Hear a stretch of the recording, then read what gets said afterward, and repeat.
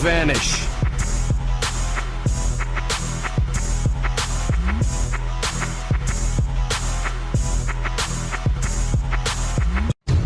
Hey, what's happening to you guys? Xenoverse Sonic here and welcome back to another video. So I kind of came late to this news, but apparently some new scans for Dragon Ball Xenoverse 2 came out. We got some more information regarding how this whole story mode will take place, and from the looks of things we are able to change the history, the past, the future and all that stuff, but it's still a little bit vague and still a little bit confusing because I still don't understand how we're going to be able to do this. Is it going to be like an RPG type of thing where if I make a decision I can't go back and change it, and everyone will have different experience to how they've changed the history of Dragon Ball? Like, there's multiple endings, there's multiple outcomes. Like, what exactly is going on? Because I don't want it to be like they'll give us options, but then the outcome of whatever option we choose is going to end up being the same. So let's say, for instance, I'm going to use an example, the Gohan scene. Let's say we decide to save future Gohan from being killed by the androids. It should affect a whole bunch of things. And how will the story carry on henceforward? Like, what will happen next? Do we just go back to the new Toki City, talk to Xenoverse Trunks and let him know that we changed the future or whatever the case may be? Or does it pretty much take place like we listen to some ominous voice who tells us to do this particular thing, we go and do it, it's actually a trick, we are betrayed, all that stuff, then we have to go back and fix the changes that we've made?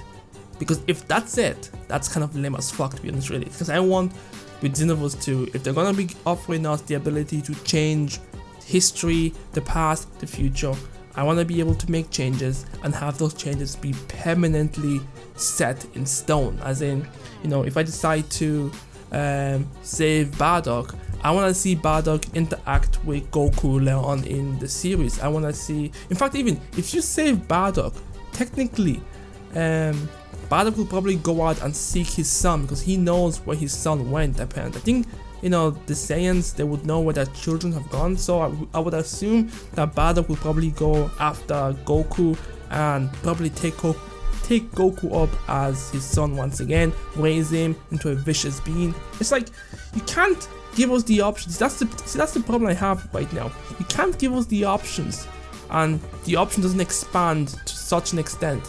Because if I save Bardock and all I see is just Bardock standing up in the new Toki City and we get to talk to him and stuff like that, that's kind of lame. So I want to see this kind of huge ass changes. Now, what other big scene happened? As obviously in the trailer we saw like the Trunks scene with Kid Trunks, future Kid Trunks crying in front of future Gohan's dead body. And if we save Gohan, like, there's really no need for Trunks to go back in time. And probably because we saved Gohan, I'm assuming that we're going to be the ones who take out the androids, and that will lead to Cell coming out too early, because he obviously, with that Android 18 and Android 17, he can't attain his perfect body, so he'll get pissed off and attack us. We take out him as well, or maybe we run away from him because he's too tough. And then what? Does future Gohan come back with us to the new Xenoverse, Toki City, and just chill there? Like, see, that's the thing. Like, this whole change the future and change the past things I can't speak today, can either break the game or make it super exciting. And it all comes down to Dims on how many stories that they're going to be giving us.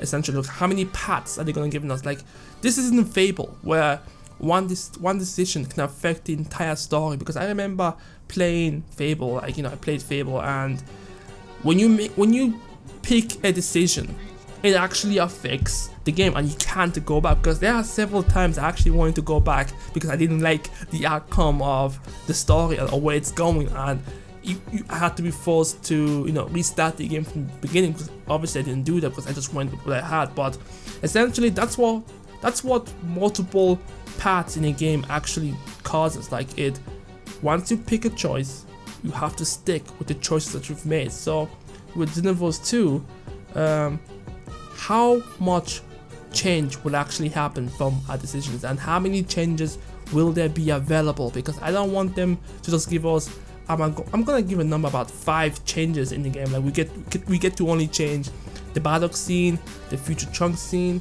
and what else? What major thing happened?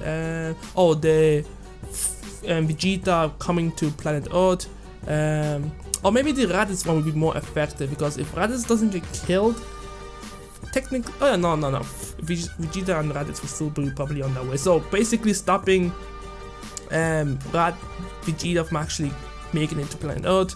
What else? What there's another big oh, Majin Buu, like preventing Majin Buu from actually being revived. That's actually a major scene. Like, can you imagine how many deaths could have been avoided if you don't revive Majin Buu? That's one, I think that's one of the biggest probably change. If I had the ability to change the history of Dragon Ball, would be to stop Buu from being revived, because let's just think of it as a moral, ethical thing to do. Like, obviously, as a human being, you don't want millions of other human beings to die for the sake of you want to see an epic battle. Oh, no, you want to stop that from happening. So that would be one of the major events in Dragon Ball history that I actually would like to change, and I want to see how that affects the rest of the story. And also, you know, with this whole going into, I think actually, now that I think about it, because they're introducing the movie stuff, like the, you know, the Broly stuff, the Toll stuff, the Slug stuff, all that stuff, maybe that's giving them the lineage to allow us to change history, because I feel like you can't change major Dragon Ball history without having some major butterfly effect. It doesn't work. So, but it can work with movies that aren't seen as canon, you know, like, because movies, the Dragon Ball movies, no one considers them canon, you know, because of Broly being OP and pretty much stupid. The only 2 movies that are canon are Battle of Gods and Resurrection of Earth. But besides that, the other movies were pretty much, you know, Tolls made Gohan go into the Great Ape form, or the Slug one, or the the Cooler one. Like, these are movies that we can actually have different altercations. Like, we could see maybe Cooler actually succeeding in beating Goku. We could have, but that's not even that epic really. So, in fact, none of the movies besides maybe fixing Broly's mind, that could be the only thing we could change. We could go all the way back to when his father decided to allow Broly to be experimented on, and we could stop that from happening and essentially have a really smart, normal Broly who isn't obsessed with Goku. But I'm just thinking hypothetically, like, what of the things that we can do with this whole changing time, because you know, changing time is not that easy, especially in a video game. Like, because there's obviously the butterfly effect. You can't just change one thing without having this massive backlash coming at you. I know I'm thinking too in depth with this, but that's going to be their biggest marketing point. If you pay attention to all the future trailers, the future scans, it's going to be them trying to make us go, oh my goodness, we can change history. But when it really comes down to it, we'll probably only be able to change minor things, and those things won't even have that much of an effect for the rest of the story. But on the off chance that they actually do allow us to change major points of the Dragon Ball history, and pretty much we can actually see the effects and follow on with the effects till the end of whatever outcome that we get. Like, we all get multiple outcomes, multiple endings, multiple paths.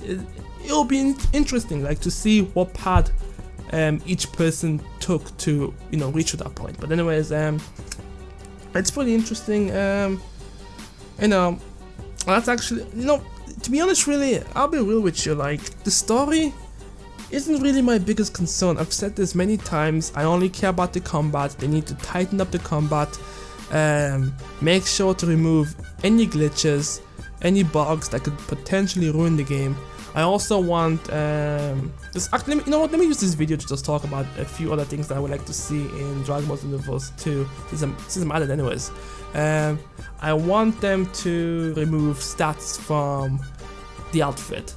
I don't want my stats to affect. Well, yeah, I don't want the stats on my outfit to affect my ability to use whatever type of power-ups that I want to use, because if you really think about it, if you're a male Saiyan, you have to use striked attacks to pretty much maximize the capabilities of your character. If you're a female Saiyan, Ki Blast is the way to go. So I don't want that whole restriction of I have to use a specific type of moveset to really have a great chance of dealing as much damage as possible. I want to be able to create a Saiyan, have an even amount of stats, and then I get to choose where I want to go with. Do I want to be a pretty much squishy Saiyan who does a lot of damage but has a little health? Yeah, I can. Allow me to do that. If I want to be a defensive Saiyan with, minimum, key attacks but very powerful physical attacks, then yeah, let me do that. Like, I don't want the whole restriction. But like I said, combat is my main concern. Network infrastructure is also my other concern. I don't want there to be hit detection issues. And what else is my issue with this feature of this game? Yeah, that's pretty much it. Obviously, ranked. I want them to fix ranked and player match and remove the ability to use health items to get your health back. That was annoying as hell. I will do it when I'm trying to piss someone off. If they've been trolling me or something like that, but essentially I want them to remove that completely. Like, let that be gone. Let that be gone along with Frieza and all that stuff. Like, no, this is gone.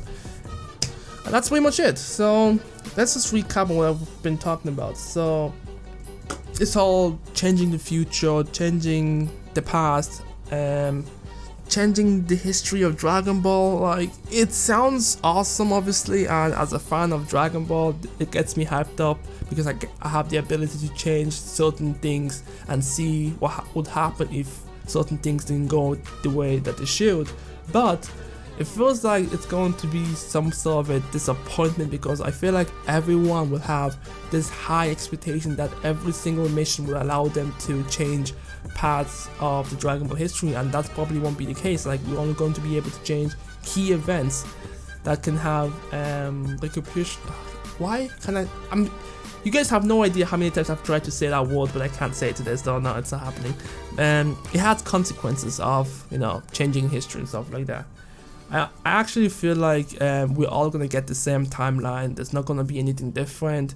We won't even get a choice to change like what we want to change. It has to be specifically that way. Like, there'll be a mission where maybe the Supreme Kai of Time would say, please save Bardock, because we all know the Supreme Kai of Time has a crush on Bardock. So probably we'll get a mission saying, yo, please save Bardock so I can talk to him, blah blah blah. Then we'll have Xenoverse Trunks looking back at pictures of maybe future Gohan, maybe wishing that he could save Gohan, maybe tells us to secretly go into the future. And well, wait, for him it would be the past, wouldn't it? Yeah, it would be the past for him, but for us it's the future.